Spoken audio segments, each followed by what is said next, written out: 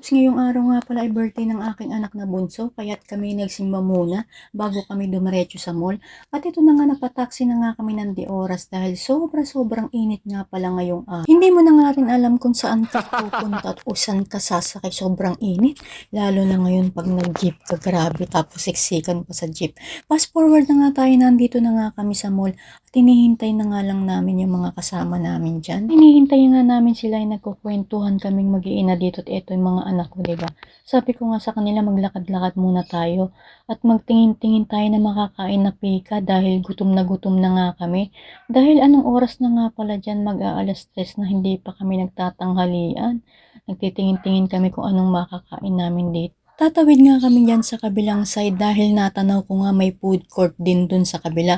Sabi ko tingnan natin kung anong meron dun sa kabilang food court dahil hindi ko nga kabisado ang mga lugar dito. At sabi ko sa kanila, halika, pumunta tayo sa kabila. At ito na nga, naglalakad na nga kami, nagmamadali na nga kami dyan dahil sobrang gutom na nga kami dahil hindi rin kami nag-almusal pala kanina kundi kape lang. Ito nga, natanaw namin yung mga food court dito. Sabi ko nga sa kanila, tayo bumaba dun sa baba para mamaya diretso na kain. Kami gutom na po. Dahil hindi pa kami nagla-lunch, anong oras na. Nandito kami sa SM North. At mag-celebrate tayo ng birthday ng aking bunso.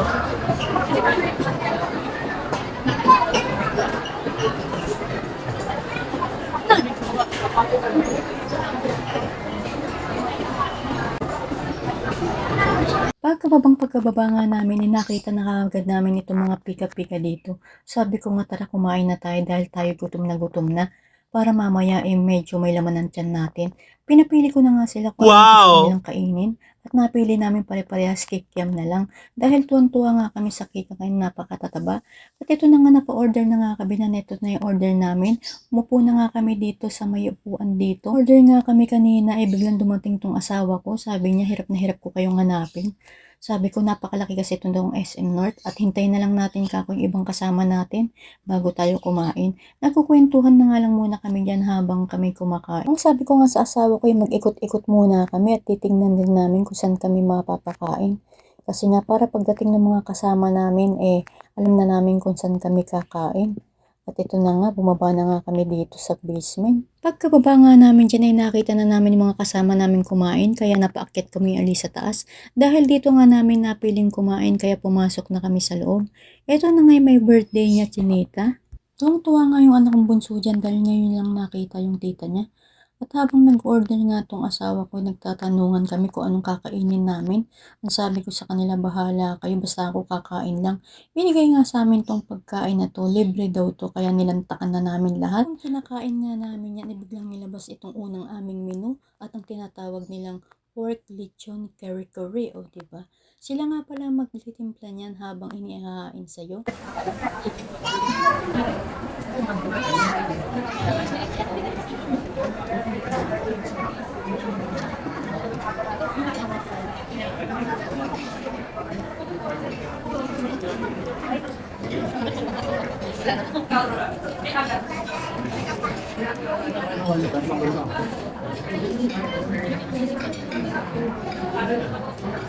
Anong spinach to?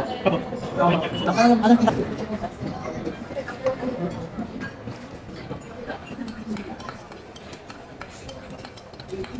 Direct ang bone.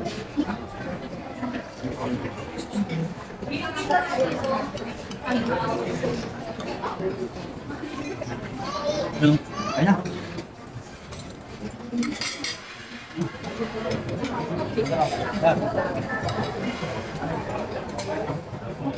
Pagkatapos nga namin kumain na naghanap agad yung anak ko ng dessert, o diba? Buti na lang may halo-halo talaga dito dahil kung hindi mo na talaga ito makakausap mamaya. Tuwan-tuwa nga yung anak ko dyan dahil nakakain na naman siya. Kaya nga namin kumain dyan na nakalimutan namin ng pagpa-picture, o diba? Lantak na yung mga plato dyan tsaka kami nakapagpakuha. Nang lumabas na nga kami dyan dahil sabi namin maglalakad-lakad muna kami para matunaw yung mga kinain namin.